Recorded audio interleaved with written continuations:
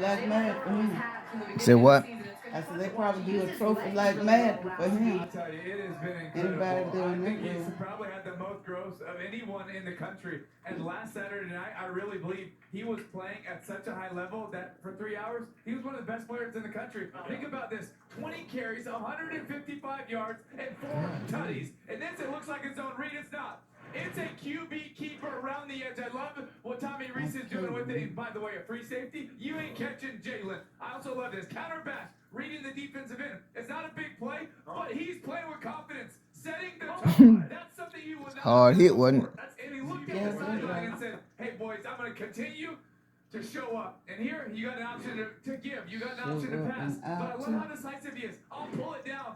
I will split the gap. And then I love how he finishes. Went That right guy's hitting him in the end zone and he doesn't go down. That was one of the best defensive players in the country last year. Come on. By the way, come on. I'm still on my feet, guys. You did some of that stuff. No, not like that. I got pretty nasty.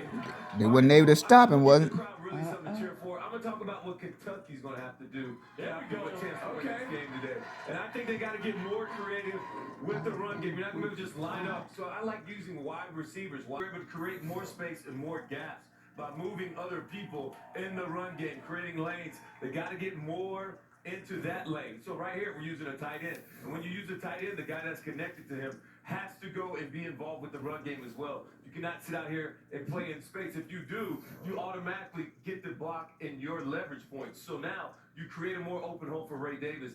This is what Kentucky's going to have to do more and more. Another chance right here. We're going to use a wide receiver. Take another. So for 5 decades, Bear Bryant had the most wins as a head coach at both Alabama and Kentucky. Mark Stoops won his 61st game early last season to pass Bryant as the winningest coach in Kentucky history. Nick Saban has won 202 games at Alabama, second most in program history, and 30 behind Bryant on the all-time list. Only 30 behind. It's kind of crazy to think about. But Paul, when you look at the Alabama and Kentucky connections, there is one name in Bear Bryant that sort of weaves it all together, but there's a lot of history between these two.